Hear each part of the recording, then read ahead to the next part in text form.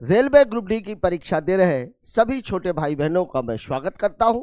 साथियों, अभी जो पेपर चल रहे हैं उसके एनालिसिस के क्रम में आज हुए पेपर्स के पैटर्न को देखते हुए हमने कल के पेपर का एक एक्सपेक्टेड पेपर बनाया है, जिसका पहला क्वेश्चन आपके सामने ये रहा। सवाल आपको कह रहा है 4 अक्षर समूह दिए गए हैं जिसमें से 3 किसी न किसी रूप में एक जैसे हैं और एक भिन्न है। जब कभी भी मामला अल्फाबेट का हो तो सबसे बेहतर तरीका ये होता है कि आप उसकी नंबरिंग कर लीजिए, और अगर बगैर नंबर के मिल जाए, डायरेक्ट पढ़ने में 1 या 2 का डिफरेंस रहता है तो तुरंत मिल जाता। जैसे यहाँ देखिए, WXY छोड़ के Z, GHI छोड़ के J, MNO छोड़ के P, TUV छोड़ के W होना चाहिए था, लेकिन ये लगातार कर दिया है। मतलब यही ऐसा है जो बिल्कुल अलग है। मतलब हमारा उत्तर हो जाएगा ऑप्शन नंबर 4। ठीक है, बात करते हैं अगले क्वेश्चन की। इस सवाल को देख लीजिए, ये भी कुछ उसी तरीके का सवाल है। ठीक है, क्या बोला है? 3 समान है और एक भिन्न है, उसी को छांटना है। अब आप देखो, यहां पर आप देखोगे अगर नंबरिंग, चूंकि ये थोड़ा सा HIJKLM, ठीक है, 2 छोड़ करके, तो एक काम करता हूं मैं इसकी नंबरिंग कर देता हूं। ये 8, 10 और 13। ये वाला कितना है? 7, 9 और 13। ये वाला कितना है? 12, 14, 18। और ये वाला कितना है? 13, 15 और स्टूडेंट 19। यहां आप देखो 2, 3, 2, 4, 2, 4, 2, 4, मतलब ये वाला अलग है। मतलब हमारा उत्तर हो जाएगा HJM। क्यों? क्योंकि बाकी सब में 2 और 4 का डिफरेंस है, इकलौता HJM ऐसा है जहां पर डिफरेंस 2 और 3 का है। ठीक है, चलिए बात करते हैं अगले क्वेश्चन की। इस सवाल को देख लीजिए, मामला किसका है? सेलॉक्स का। और सेलॉक्स में केवल 3 बातें। पहला, कथन सकारात्मक है कि नकारात्मक। दूसरा, मध्य पद वैलिड है कि नहीं। वैलिड तभी होगा जब किसी न किसी एक कथन में उसका मान 100 हो। और तीसरा, पदों का मान। ठीक, चलिए इसको देखते हैं। कुछ डॉक्टर वैज्ञानिक है, कुछ वैज्ञानिक इंजीनियर है। अब देखिए इसमें मिडिल टर्म कौन सा है? वैज्ञानिक। अगर मैं वैज्ञानिक की वैल्यू की बात करूं तो यहां देखिए, वैज्ञानिक के बाद है लगा है, मामला 50 का है। वैज्ञानिक के पहले कुछ लगा है, ये भी मामला 50 का है।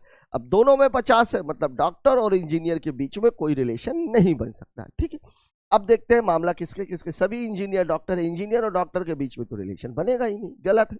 कुछ डॉक्टर इंजीनियर है, कुछ डॉक्टर इंजीनियर है, ये भी गलत है, क्योंकि डॉक्टर और इंजीनियर के बीच में कोई भी रिलेशनशिप नहीं बन रही है।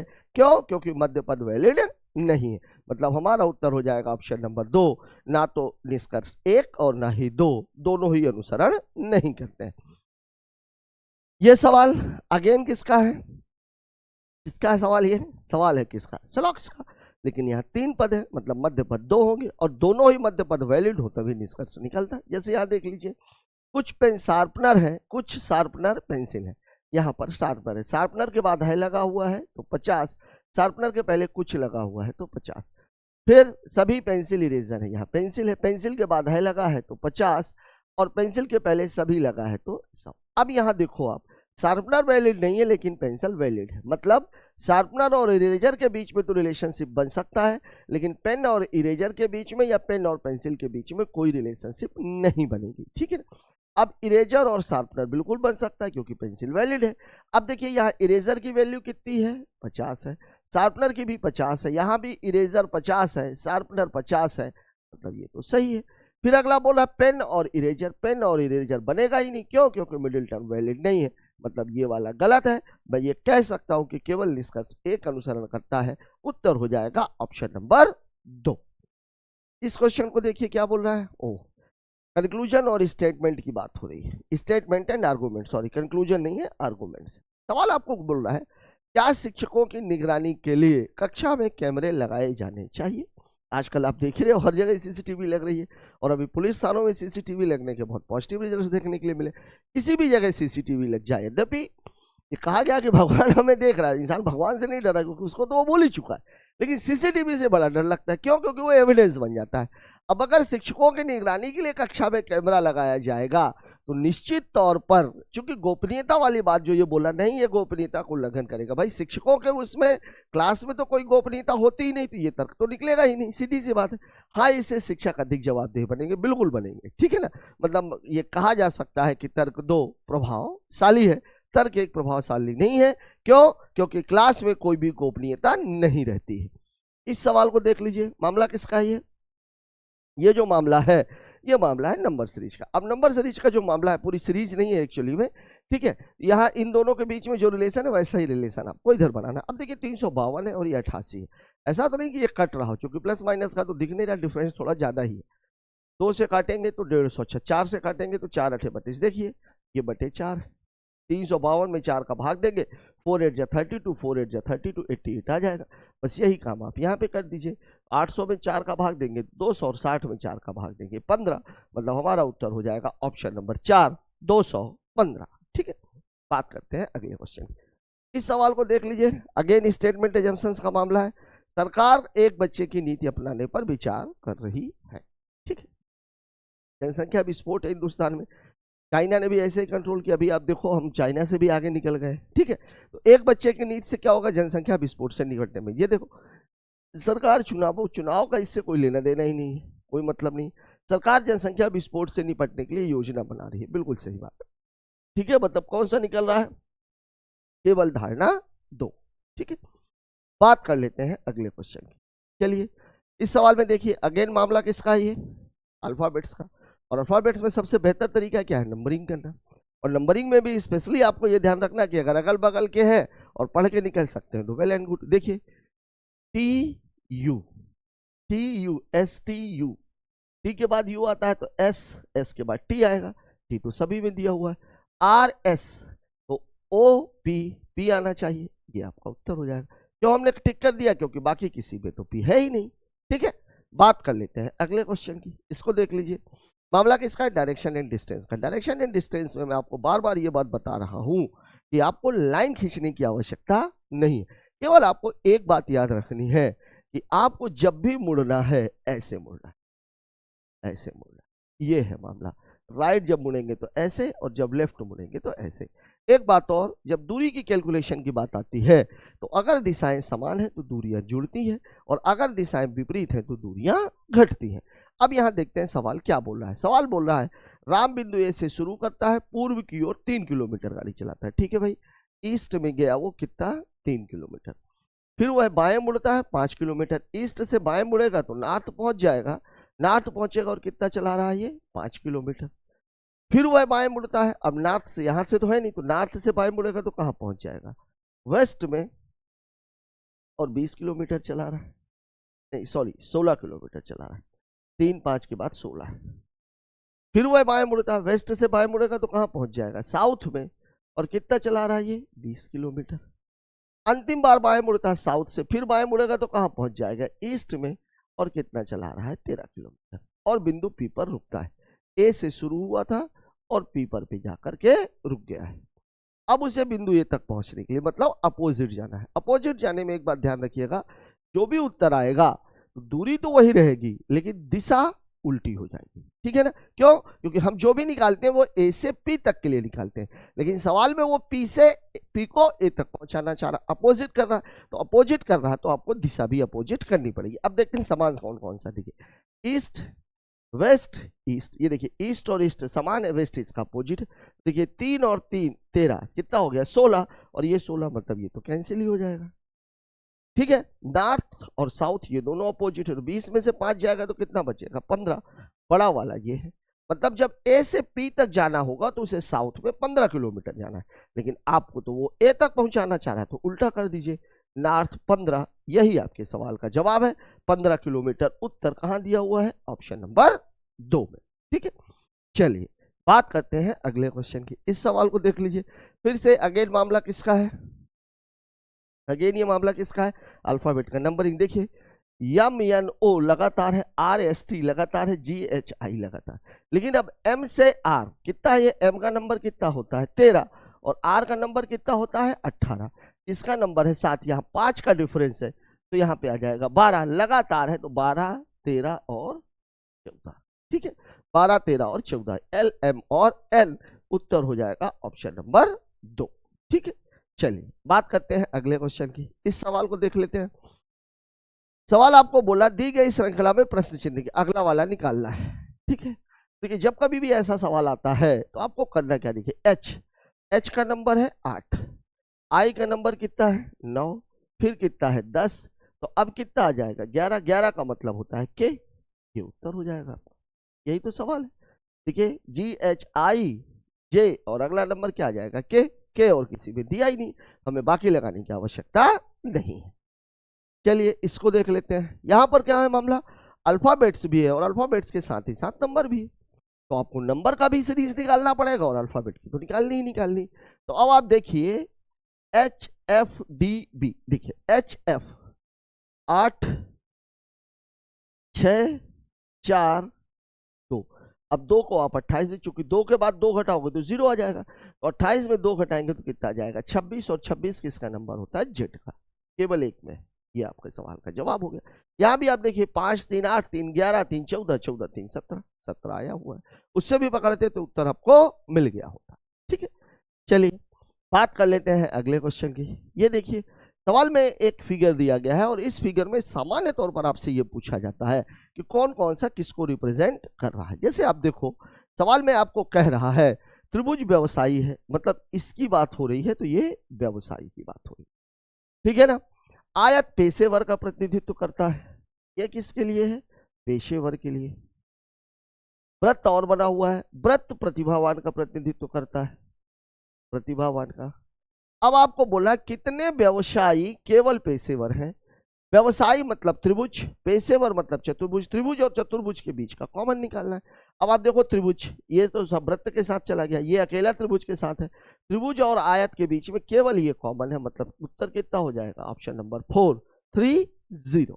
ठीक है, अगला क्वेश्चन क्या कह रहा है भाई, ये देख लीजिए, नंबर मैथमेटिकल सीरीज का क्वेश्चन है।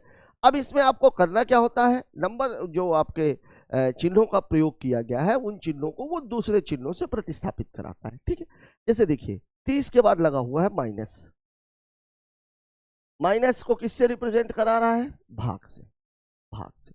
फिर लगा हुआ है गुणा, ये 5 हो गया, गुणा, गुणे को किससे रिप्रेजेंट करा रहा है, प्लस से। फिर है 2960, 2960।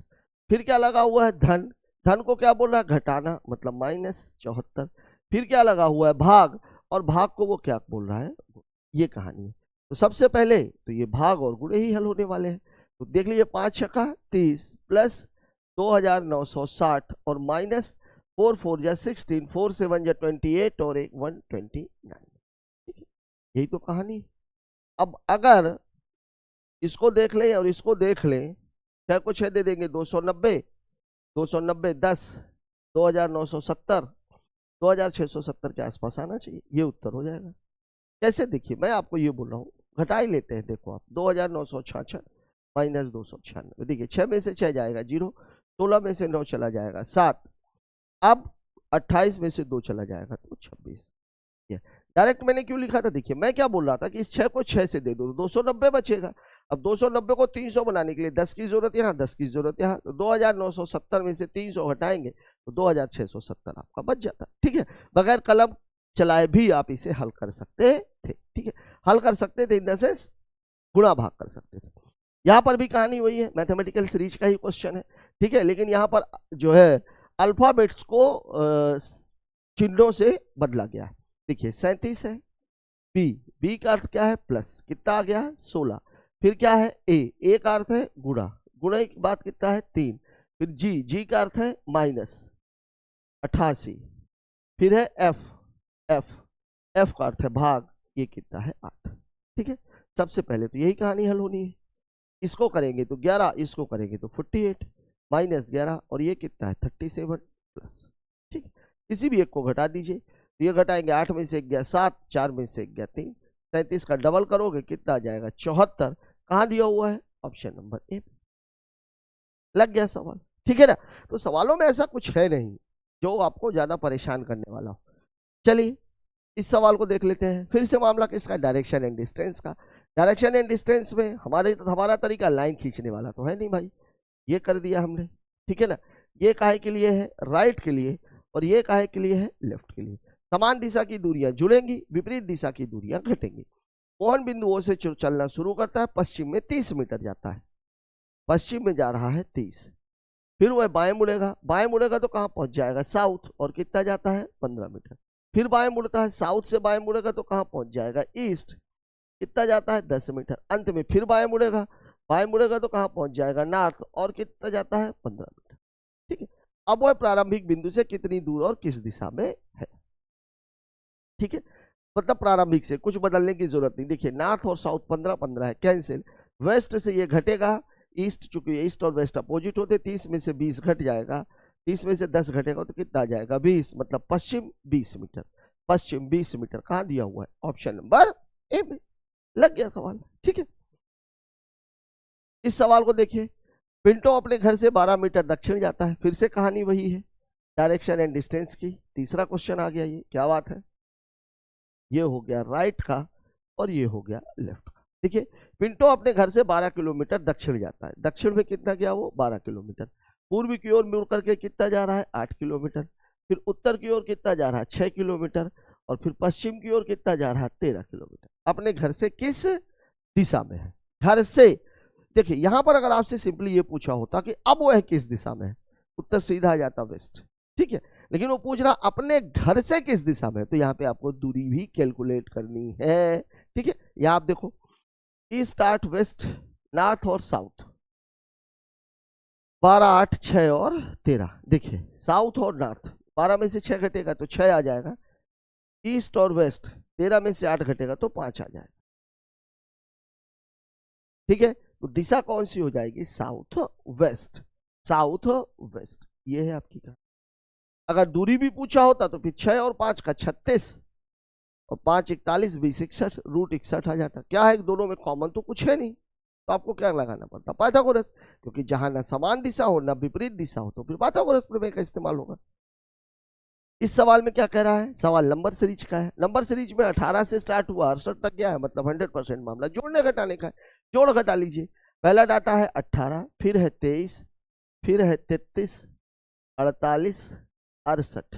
ठीक है, ये कितने का डिफरेंस 5 का, ये कितने का 10 का, ये कितने का 15 का, और ये कितने का 20 का। 5 10 15 20, अगला वाला 100%, 25 8 5 13, 6 2 8 1 9, 93 उत्तर है, दिया हुआ है ऑप्शन नंबर सी में। ठीक है, चलिए अगला क्वेश्चन देखते हैं इस सवाल में। हाँ, अब ये मामला किसका है, अब ये मामला है चीटिंग का है क्या, नहीं चीटिंग का नहीं है, पजल का ही है। देखिए एक ही इमारत के 6 लग रहे हैं, इमारत में सबसे निचली मंजिल को 6, ऊपरी मंजिल को 5, मतलब उल्टा है मामला। ऐसे शुरू हुआ है, 6 है, फिर 5 है, 4 है, 3 है, 2 है, 1 है, ऐसी कहानी चल रही है। ठीक है, ये कहानी है तो कोई बात ही नहीं, ये लीजिए बन गया। अब आपको बोल रहा बैठना कैसे। बी एक विषम संख्या वाली मंजिल पे रहता है, विषम संख्या वाली में 1 3 और ये 5। बी एक विषम संख्या वाली मंजिल पे रहता लेकिन 3 पर नहीं, 3 पर नहीं मतलब 1 या 5 में रह रहा है। ठीक है, ना तो डी और ना ही सबसे निचली। ए एक विषम संख्या वाली मंजिल पे रहता है, ए भी एक विषम संख्या वाली मंजिल पे रहता है और डी के ठीक ऊपर है। सी 5 नंबर की मंजिल पे रहता है। चलिए ये मामला क्लियर कर रहा है। अब सी अगर यहां रह रहा है मतलब एक बात तो 100% हो गई कि बी यहां पे रहेगा। ठीक है, अब देखिए ए भी एक विषम संख्या वाली, अब देखिए 5 भी भर गई है, 1 भी भर गई है, मतलब ए यहां पे आ जाएगा। एक विषम संख्या वाली मंजिल पर और डी के ठीक ऊपर है, मतलब डी यहां पे आ जाएगा। डी के ठीक ऊपर है, सी 5 नंबर की मंजिल पे रहता है। ठीक है ना, लेकिन 3 नंबर ना तो डी और ना ही ई सबसे निचली मंजिल पर रहते हैं। डी और ई निचली मंजिल, तो डी तो यहीं बैठ गया है, ई यहां बैठ नहीं सकता तो ई को यहां बैठा दीजिए। बच कौन रहा है, बी, ये आ गया। अब आपको बोला 2 नंबर की मंजिल पे कौन रह रहा है, तो 2 नंबर की मंजिल पे ई रह रहा है। कहां दिया हुआ है, ऑप्शन नंबर सी। ठीक है ना, सवाल को आप जब कभी भी पजल का कोई क्वेश्चन आता है, क्योंकि देखिए एक ही नंबर का क्वेश्चन है तो बहुत टफ क्वेश्चन तो वो दे ही नहीं सकता, जिसमें बहुत ज्यादा टाइम लगे। टाइम लगता क्यों है, क्योंकि हम उसको सिस्टमेटिकली फॉलो नहीं करते हैं। अब यहीं पर हम पहले लाइन से ही अगर पकड़ के बैठ गए होते कि ठीक है भैया बी और बी यहाँ पर है, ठीक है, अब ए को भी मैं यहाँ यहाँ यहाँ लिखने लग गया होता तो हो गया था परेशान। सीधी सी बात है, बी के लिए मुझे ऑप्शन मिल गया, सी उसने क्लियर कट दे दिया, जब सी क्लियर कट दे दिया तो बी क्लियर कट हो गया, और जब सी और बी क्लियर हो गए तो ए क्लियर हो गया, लग गया सवाल। बात करते हैं अगले क्वेश्चन की। इस सवाल में देखिए कोडिंग का, कोडिंग के मामले में आपको सवाल से पहले ये देखना है कि आपसे पूछा क्या जा रहा है। पूछा क्या जा रहा है, फोर्स को। फोर्स कहाँ कहाँ है, एक इस पॉइंट पर है, एक इस पॉइंट पर है। अगर 2 जगह फोर्स है तो दोनों जगह उसके कोड भी होंगे, जीपी एसबी सीएन। ये देखिए जीपी यहां पर भी है, यहां पर भी है, लग गया सवाल। क्या है उत्तर, ऑप्शन नंबर 2। ठीक है, अगले क्वेश्चन की बात कर लेते हैं। इस सवाल में देखिए फिर से सीरीज का मामला है, 16 से शुरू हुआ 60 पे खत्म, मतलब मामला 100% जोड़ घटाने का है। तो 16 है, 27 है, 38 है, 49 है और 60। यहाँ कितने का डिफरेंस है? 11 का। यहाँ भी 11 का, यहाँ भी 11 का, यहाँ भी 11 का, अगला वाला भी 11 का। उत्तर कितना? 71। 60 11 71 कहाँ दिया हुआ है? Option number 3। ठीक है, अगले क्वेश्चन की बात कर लेते हैं। इसको देख लो आप, डिटेक्ट उसी भाषा में। देखिए जब कभी भी ऐसा क्वेश्चन कोडिंग का आता है तो आप ये देखो कि MOTHER इसमें तो नहीं आया हुआ, देखिए कहीं नहीं दिख रहा, कहीं नहीं दिख रहा, मतलब हमें कोडिंग करनी ही पड़ेगी। ठीक है, अब आप खुद देखो, यहाँ पर देखो आप D को F बनाया हुआ है, मतलब 4 को क्या बना दिया है? 6, फिर 5 को क्या बना दिया है? 3, फिर T टीचर 20 को क्या बना दिया है? 22। देखिए 6 3 22। ठीक है, फिर 5 को, फिर 5 को क्या बना दिया है? 3। ठीक है ना, 3 को क्या बना दिया है? 5। ठीक है, और T 20 को क्या बना दिया है? 18। देखिए 4 से 6 2, 5 से 3 2 कम, 20 से 22 2 ज्यादा, 5 से 3 2 कम, 3 से 5 2 ज्यादा, 20 से 18 2 कम। ठीक है, मतलब कम ज्यादा का मामला है। अब देखिए मदर का मामला है, तो देखिए मदर क्या है? मदर का नंबर होता है 13, तो अगला वाला हो जाएगा 15, 15 माने ओ सभी में। ठीक, फिर है ओ का मामला होता है 15, तो 15 से कितना हो जाएगा? 13, 13 का मतलब होता है यम, ये कैंसिल, ये कैंसिल, ये कैंसिल, ये उत्तर है। बाकी हम करेंगे ही नहीं। ठीक है, पहले को 2 बढ़ाया, फिर 2 घटाया, फिर 2 बढ़ाया, फिर 2 घटाया, फिर ऐसी सीरीज चल रही थी। अब हमने पहले से देखा तो ओ तो सभी में दिख गया, लेकिन जैसे ही हम दूसरे वाले पे आए तो हमारा ओ हो हमने एन को टिक कर दिया यार, ये गलत है। ठीक है, यम आएगा उत्तर, यम तो तीनों में है, भी तीनों में है। ठीक है ना, ई एफ वाला भी, जी वाला भी। अच्छा ठीक है, करना ही पड़ेगा। 15 के बाद टीचर कितना होता है? 20, तो 20 को क्या बनाएंगे? 22 बढ़ाएंगे, भी आ जाएगा, भी सभी में है। फिर इसके बाद 8 को क्या बनाएंगे? 6। ठीक है, और 6 बनाएंगे तो क्या आ जाएगा? +2 -2 +2 -2 +2 -2, 20 को 22 H 8 6, 6 का क्या होगा? F सभी में है, ये वाला नहीं है। जी सभी में। एक काम करते हैं, मैं इसको देख लेता हूँ 18 वाले को। 18 को 2 घटाना है तो कितना आ जाएगा? 16, और 16 किसका होता है? P का। उत्तर है ये, उत्तर है ये वाला। ठीक है, पूरे ही सवाल लगभग उसने करा लिए। एक मैंने ये चेक इसलिए नहीं किया क्योंकि दोनों में ही जी था। ठीक है, चलिए बात कर लेते हैं अगले क्वेश्चन की। इसको देख लीजिए, 7 व्यक्ति उत्तर की ओर। ठीक है, जब कभी भी लीनियर सीटिंग अरेंजमेंट का मामला आता है, सबसे पहला काम टेबल लगाइए, फिर उनके लिए आप कुर्सियां लगा दीजिए। ठीक है, ये लगा दी हमने टेबल। 7 आदमी हैं, कुर्सियां लगा देते हैं, 1 2 3 4 5 6 और ये 7। ठीक है, उत्तर की ओर मुख करके सीधी पंक्ति की ओर। उत्तर की ओर है मतलब लेफ्ट इधर रहेगा और राइट इधर रहेगा। ठीक है, ए के बाएं केवल 2 व्यक्ति बैठे हैं, तो 2 आदमियों को छोड़ करके आप ए बैठा दीजिए। ए और एफ के बीच केवल 3 व्यक्ति। अब आप खुद सोचो, इधर आप बैठा सकते हो क्या? 3 आदमी तो है ही नहीं इधर, तो 3 व्यक्ति बैठे हुए, मतलब एफ कहां पहुंच जाएगा? इस जगह पर। ए और एफ के बीच केवल 3 व्यक्ति। जी एफ का निकटतम पड़ोसी नहीं है, खैर ये बाद में देखेंगे।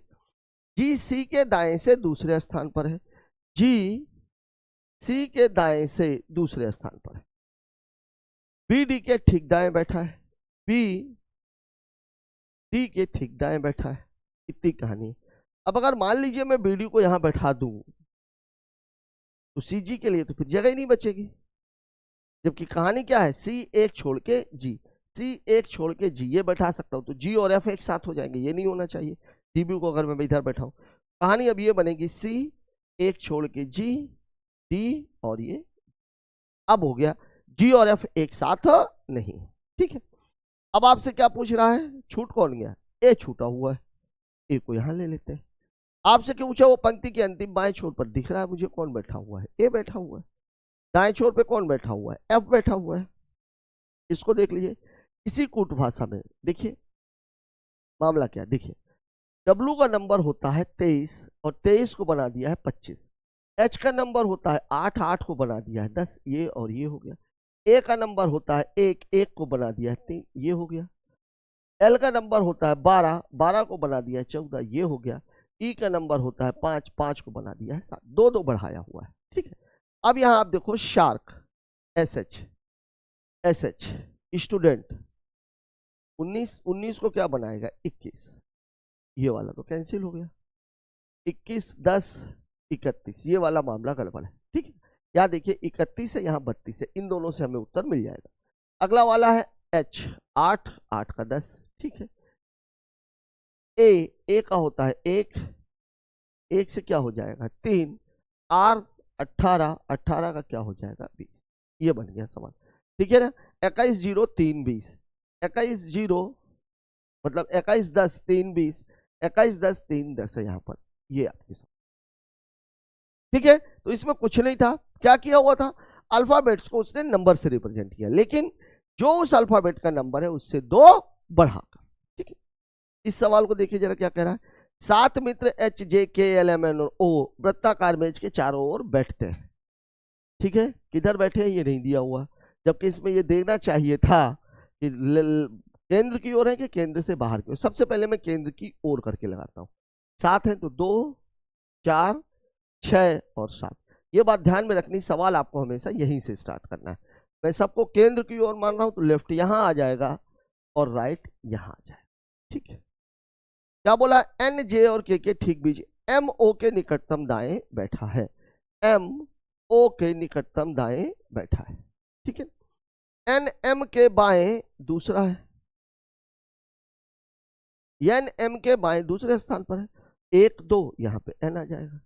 अब सवाल बोला था एन जे और के ठीक बीच में बैठा है, जे और के ठीक बीच में बैठा है तो जे के या तो यहां पे आ जाएंगे, आगे जाके क्लियर हो जाएगा कि किधर बैठेंगे, जे के यहां पे आ जाएंगे। एन एम के बाएं, एन जे और के ठीक बीच में था, एच एल के निकटतम दाएं बैठा है,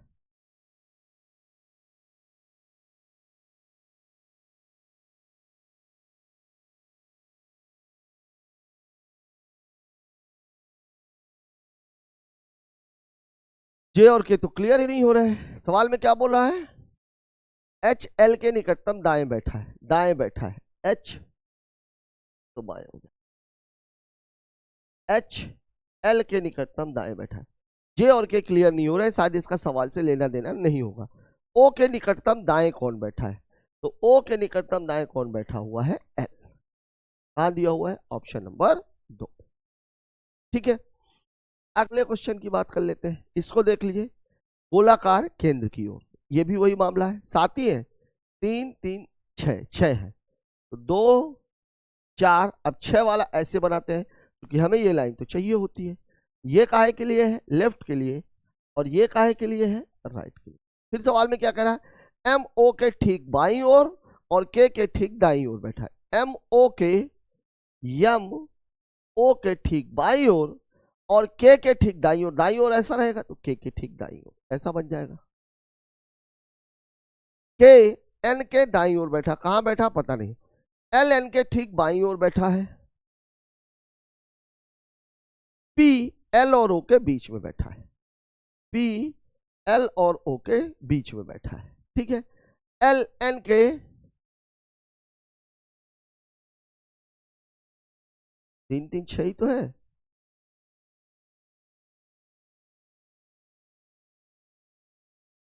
बच रहा है एन, एल एन के ठीक बाईं ओर बैठा है, लग गया सवाल आपका। पी के ठीक दाईं ओर कौन है, तो पी के ठीक दाईं ओर कौन बैठा हुआ है, एल, इसका उत्तर भी एल आ रहा है, ऑप्शन नंबर 1। तो कुल मिलाकर के सिटिंग अरेंजमेंट में, सर्कुलर में केवल आपको 2-3 मोटी मोटी बातें याद रखनी है।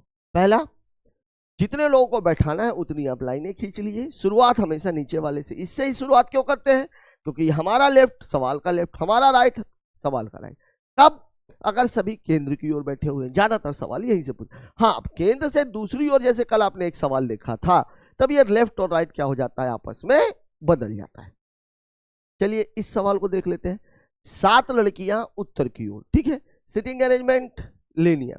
देखिए ये 7 लड़कियां हैं, टेबल लगा दी, 1 2 3 4 5 6 और ये 7 लोगों के लिए टेबल लग गई। डी सी के दाएं से तीसरे स्थान पर जो बाएं छोर से, अब देखिए यहां क्या लगा हुआ है, जो का मतलब दोनों में से बाद वाला। तो सी बाएं छोर से दूसरे स्थान पर बैठी है, सी बाएं छोर से दूसरे स्थान पर बैठी है, ये लग गया। डी सी के दाएं से तीसरे स्थान पर, सी के दाएं तीसरे स्थान पर 1 2 3, तो डी यहां पे बैठ जाएगा। डी सी के दाएं से तीसरे स्थान पर ई बी और सी की निकटतम पड़ोसी है, इधर तो हो ही नहीं सकता ई, तो ई बी और सी की निकटतम पड़ोसी है। निकटतम पड़ोसी है मतलब बीच में बैठी हुई है। जी सी के बाएं बैठा है, जी सी के बाएं बैठी है, यहां आ जाएगी। अब एक बच रहा है, 2 बच रहे हैं।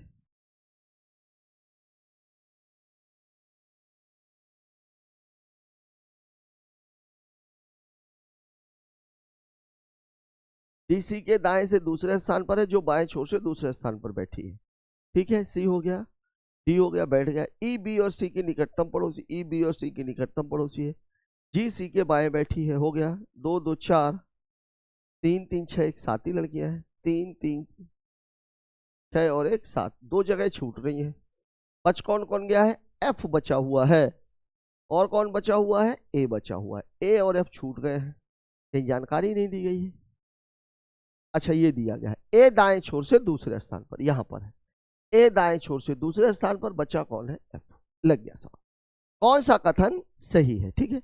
F sits at the left end, बिल्कुल नहीं, राइट एंड में है। B sits exactly between D and A, कौन, बी, डी और ए के बीच में तो कोई है ही नहीं, दोनों अगल बगल है।